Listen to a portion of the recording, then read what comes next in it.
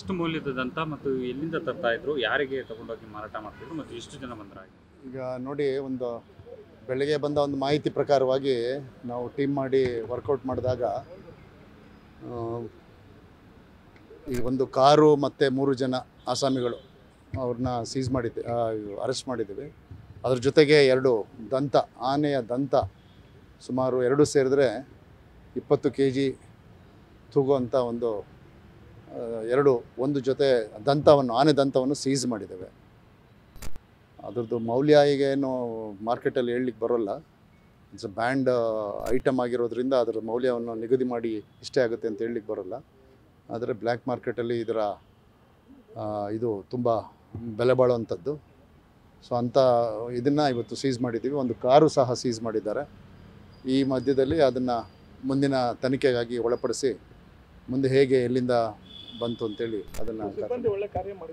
ಹೌದು, ಸಿಬ್ಬಂದಿ ಒಂದು ಶ್ಲಾಘನೀಯ ಕಾರ್ಯ ಮಾಡಿದ್ದಾರೆ.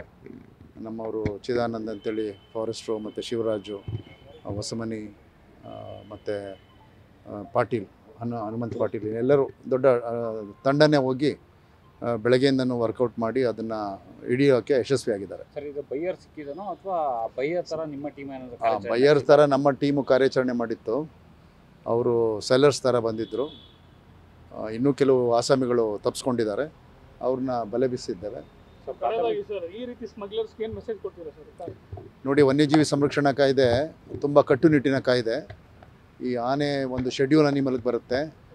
ಆನೆಯ ಪಾರ್ಟ್ ಆಗಲಿ, ತಮಗೆ ಗೊತ್ತಿರೋ ಹಾಗೆ ಈ ಹಿಂದೆ ಏನಾಯಿತು ಹುಲಿ ಉಗುರಿನ ಕಾರ್ಯಾಚರಣೆಯಲ್ಲಾಗಲಿ, ಇದು ಎಲ್ಲವೂ ಸಹ ನಿಷಿದ್ಧ. ಸೊ ಹಾಗಾಗಿ ಯಾವುದೇ ವನ್ಯಜೀವಿ ಪ್ರಾಣಿಯ ಅಂಗಾಂಗಗಳನ್ನು ಮಾರೋದಾಗಲಿ ಅಥವಾ ಇಟ್ಟುಕೊಳ್ಳೋದಾಗಲಿ ಎರಡೂ ಸಹ ಅನಧಿಕೃತ. ಮತ್ತು ಇದು ವನ್ಯಜೀವಿ ಸಂರಕ್ಷಣಾ ಕಾಯ್ದೆ ಅಡಿಯಲ್ಲಿ ಒಂದು ಕಾನೂನು ರೀತಿಯ ಪ್ರಕ್ರಿಯೆ ಜರುಗಿಸಿ ಅರೆಸ್ಟ್ ಮಾಡ್ಬೋದು, ಮತ್ತು ಜೈಲು ಸಹ ಆಗುತ್ತೆ. ಇದು 3 ರಿಂದ 7 ವರ್ಷಗಳ ಕಾಲ ಸಜೆ ಮಾಡಲಿಕ್ಕೆ ವನ್ಯಜೀವಿ ಸಂರಕ್ಷಣಾ ಕಾಯ್ದೆ ಅಡಿಯಲ್ಲಿ ಒಂದು ಅವಕಾಶವನ್ನು ಕಲ್ಪಿಸಲಾಗಿದೆ. ಓಕೆ, ಎಷ್ಟು ಕೋಟಿ ಡೀಲಿಂಗ್ ಅಂತ ಬಂದಿತ್ತು ಸರ್? ಇದು ನಾನು ಹೇಳಲಿಕ್ಕಾಗೋಲ್ಲ. 1 ಕೋಟಿ ಗಂಟಲೆ ಡೀಲ್ ಮಾಡಲಿಕ್ಕೆ ಬಂದಂತಹ ಇದು ಡೀಲ್ ಇದು. ಸೊ ಆ ಡೀಲಲ್ಲಿ ಸಿಕ್ಕಾಕೊಂಡಿದ್ದಾರೆ. ಹಾಗಾಗಿ ಇದು ದೇವನಹಳ್ಳಿಯಿಂದ ಬೆಂಗಳೂರಲ್ಲಿ ಬಂದು ಬೆಂಗಳೂರಲ್ಲಿ ಮಾರಾಟ ಮಾಡುವಾಗ ನಾವು ಅದನ್ನು ಹಿಡಿದಿರುವಂಥ ಇಲ್ಲ. ಸದ್ಯಕ್ಕೆ ಎಲ್ಲರೂ ಕ್ಯಾಬ್ ಡ್ರೈವರ್ಸ್ಗಳವರು, ಕ್ಯಾಬ್ ಡ್ರೈವ್ ಮಾಡಿಕೊಂಡು ಅವರು ಜೀವನ ಮಾಡ್ತಿದ್ದವರು. ಈಗ ಈ ಇದಕ್ಕೆ ಹೋಗಿ ಸಿಕ್ಕಾಕೊಂಡಿದ್ದಾರೆ.